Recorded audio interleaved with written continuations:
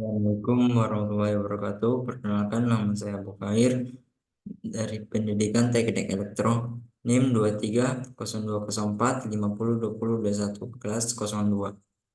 Baik, saya akan membawakan materi dasar-dasar elektronika. Elektron dan proton. Elektronik, sebuah istilah yang diambil dari kata elektron. Elektron merupakan satu dari tiga materi yang menyusun struktur atom, yakni inti atom, nukleus, proton, neutron, dan elektron. Setiap materi atau benda pada dasarnya terdiri atas atom, dan atom terdiri atas nukleus, proton, dan neutron, dan elektron. Proton, neutron, dan elektron menentukan karakteristik kelistrikan setiap materi. Hal itu menjadi penentu setiap materi dapat digolongkan sebagai konduktor, semikonduktor, atau isolator. Bisa dilihat pada gambar di samping. Proton bermuatan listrik positif dan elektron bermuatan negatif. Jika sebuah benda kekurangan elektron, maka benda itu dikatakan bermuatan positif. Akan tetapi, jika sebuah benda kelebihan elektron, maka benda itu dikatakan bermuatan negatif. Sedangkan jika jumlah muatan negatif dan muatan positifnya sama, maka benda itu disebut netral. Bisa dilihat pada gambar di samping. Dalam sebuah atom, proton merupakan inti atom, nukleus, dan elektron mengorbit di sekelilinginya. Akibatnya, elektron mudah bergerak, sedangkan proton, yang merupakan inti sulit bergerak, elektron bergerak dari potensial rendah ke potensial tinggi. Bisa dilihat pada gambar di bawah ini. Arus listrik dan muatan listrik. Kata arus berarti aliran atau gerakan. Arus listrik mirip dapat dianalogikan sebagai aliran air. Saya lihat pada gambar di bawah ini.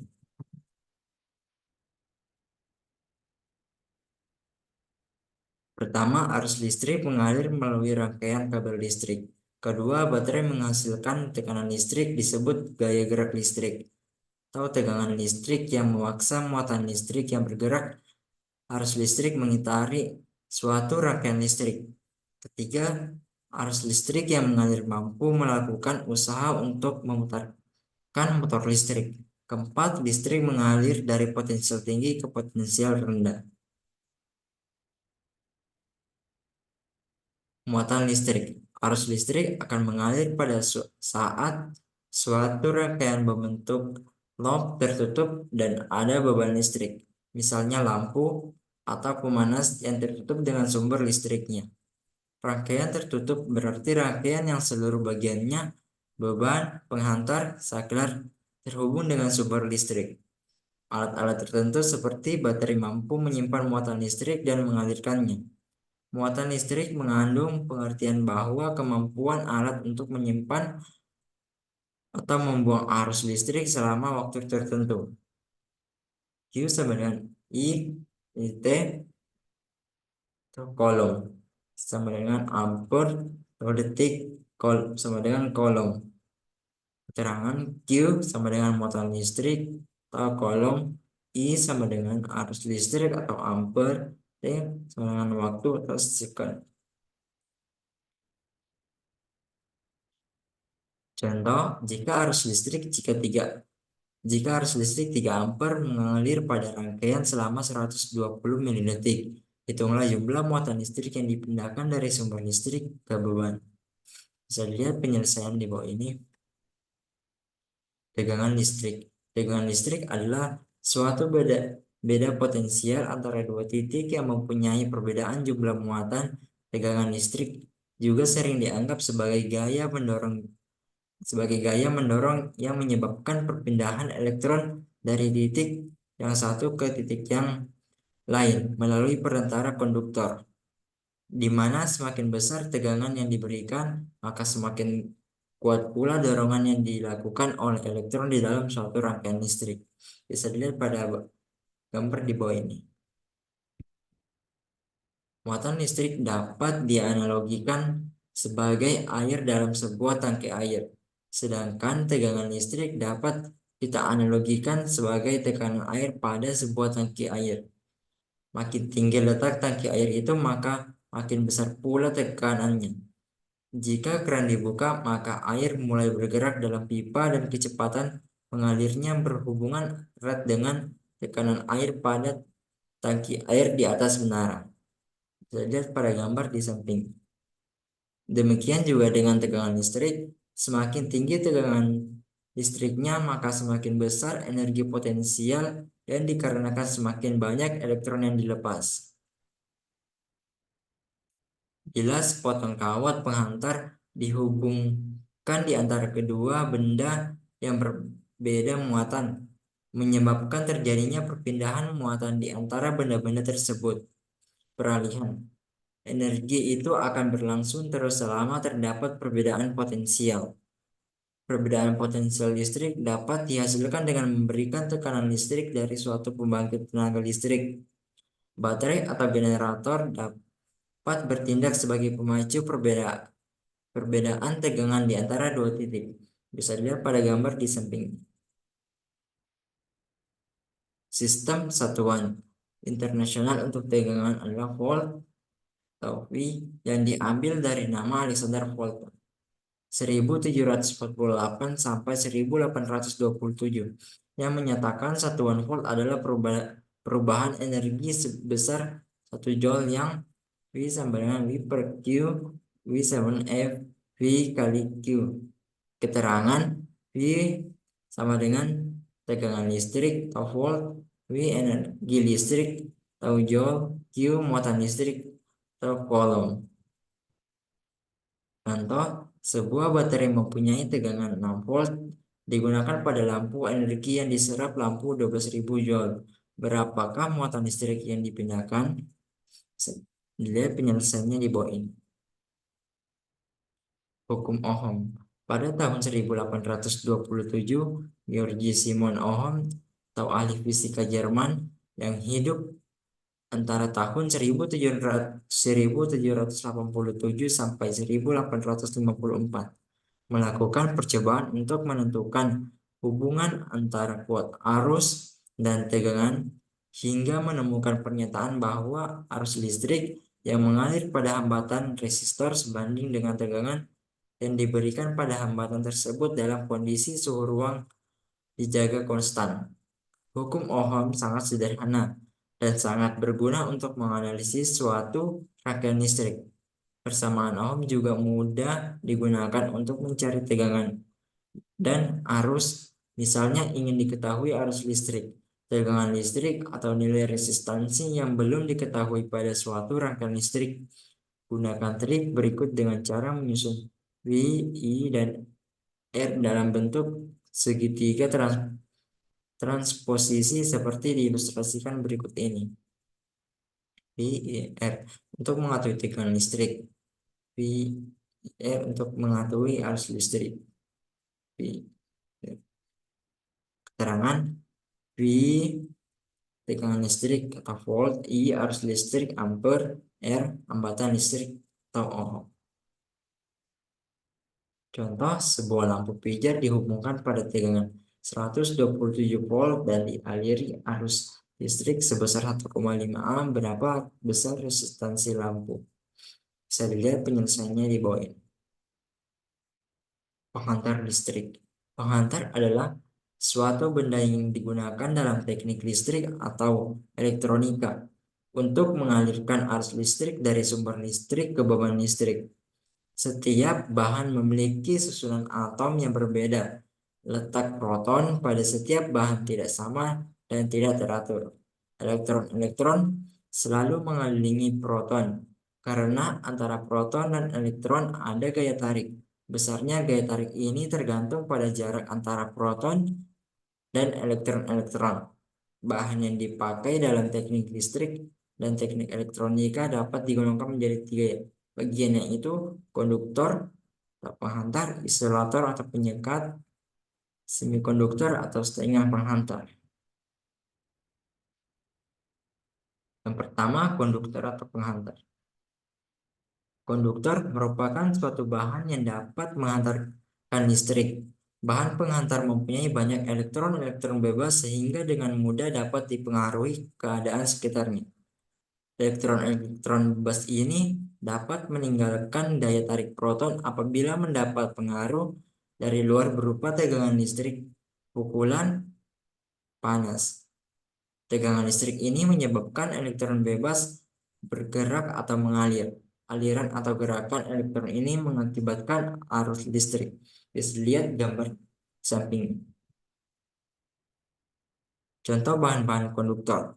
Pada umumnya, bahan penghantar atau konduktor ini terbuat dari logam, karena hampir semua logam dapat digunakan sebagai penghantar listrik, misalnya tembaga, besi, perak, krom, nikel, dan sebagainya. Dari sekian banyak logam itu yang umum dipakai sebagai penghantar dalam teknik listrik dan teknik elektronika adalah tembaga murni. Untuk keperluan tertentu dipakai juga kawat dari aluminium, bronze atau besi. Selain bahan logam, juga arang dapat dan macam-macam zat cair yang mengandung zat asam atau garam dapat dialiri arus listrik. Bisa dilihat contoh gambar di bawah ini. Bentuk-bentuk bahan konduktor. Yang pertama, jenis konduktor bentuk padat.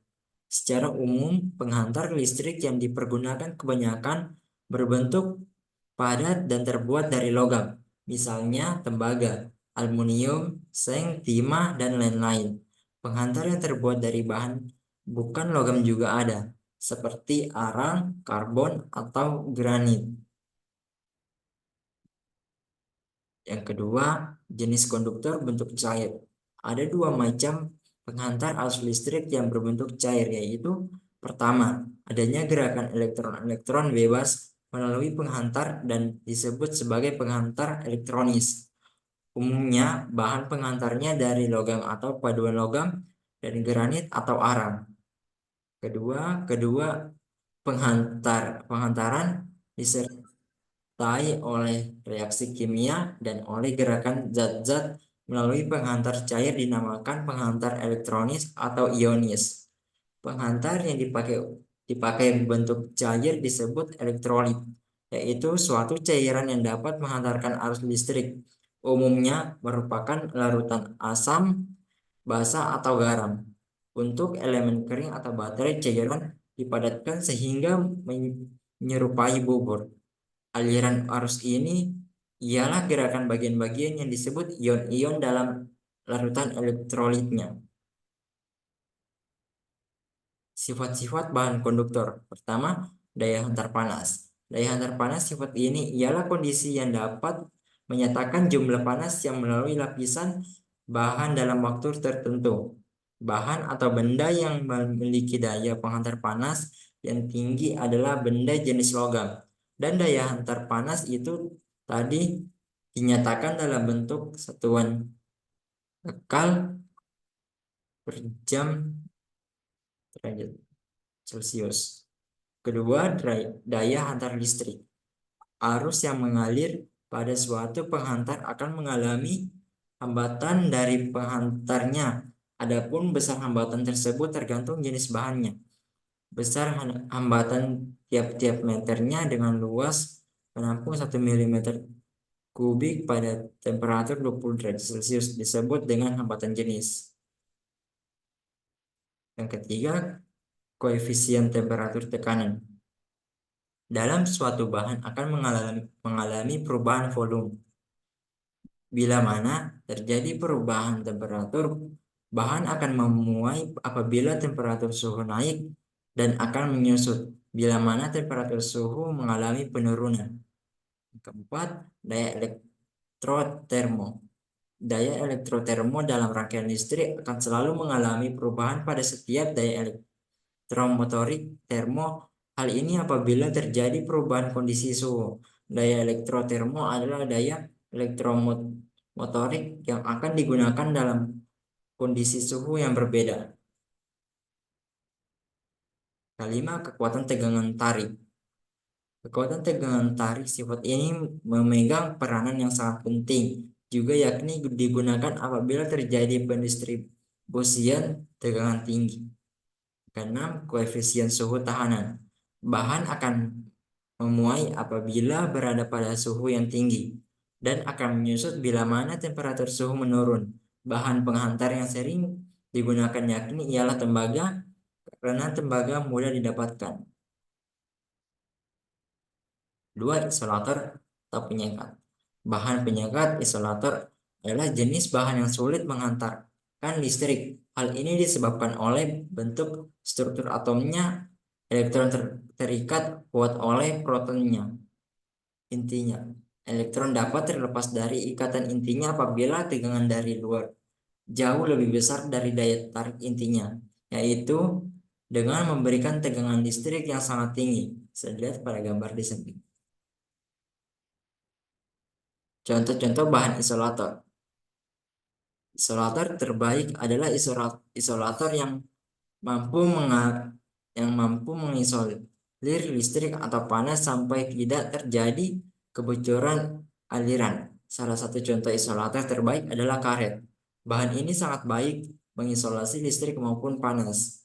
Dalam penerapannya, isolator sering digunakan secara bersamaan dengan konduktor. Pada kabel listrik, isolator berfungsi untuk membungkus kawat tembaga atau konduktor agar tidak terjadi sengatan arus listrik. Bisa dilihat gambar-gambar di bawah. Bentuk-bentuk bahan isolator.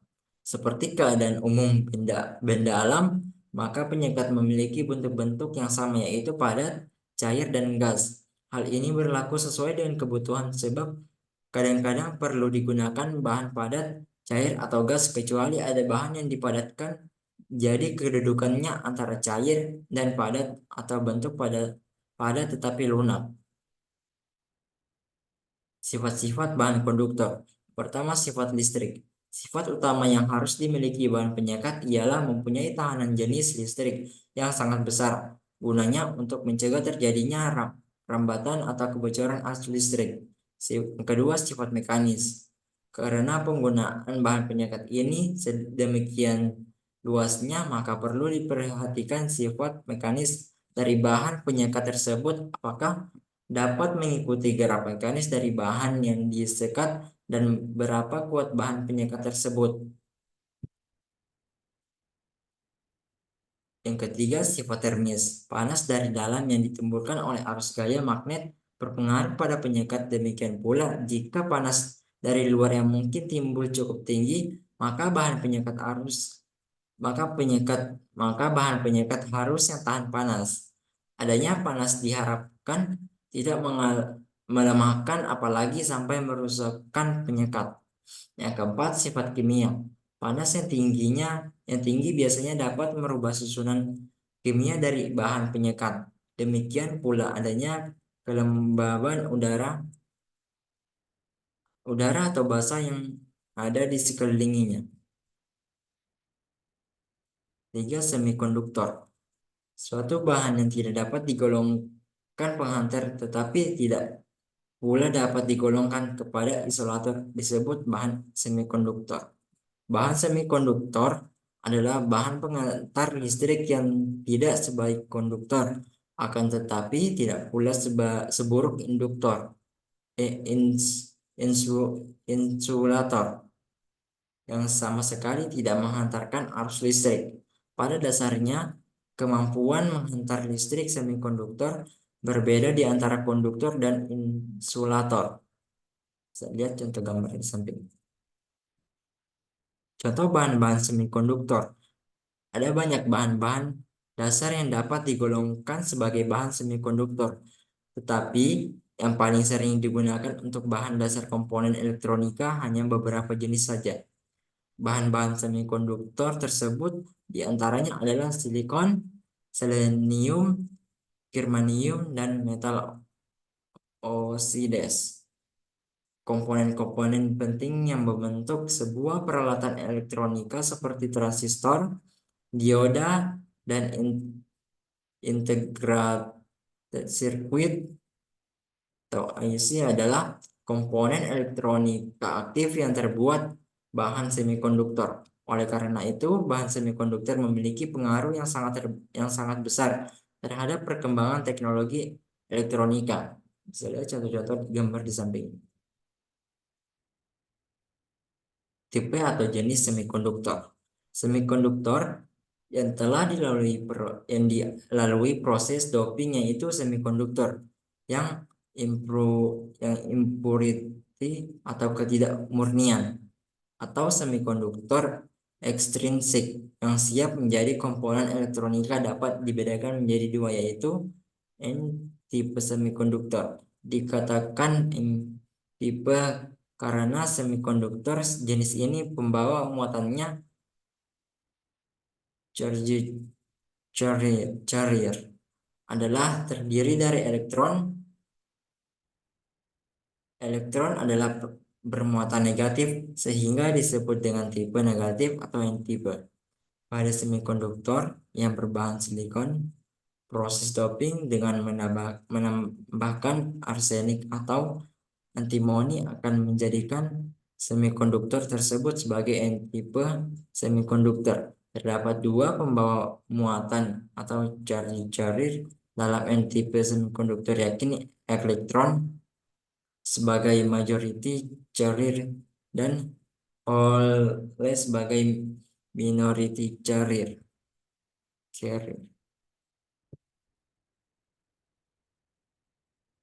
Yang kedua, P-tipe semikonduktor. Dikatakan P-tipe karena semikonduktor jenis ini kekurangan elektron atau disebut dengan hole.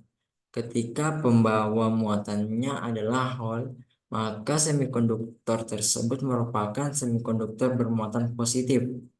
Pada semikonduktor yang berbahan silikon, proses doping dengan menambahkan indium akan menjadikan semikonduktor tersebut sebagai P-tipe semikonduktor. Dua pembawa muatan yang terdapat dalam P-tipe semikonduktor adalah hole sebagai majority carrier dan elektron sebagai minority carrier. Sekian dari saya yang bisa saya sampaikan materi-materi ini. Mohon maaf apabila ada salah kata, mohon dimaafkan. Wabillahi taufiq walhidayah. Assalamualaikum warahmatullahi wabarakatuh.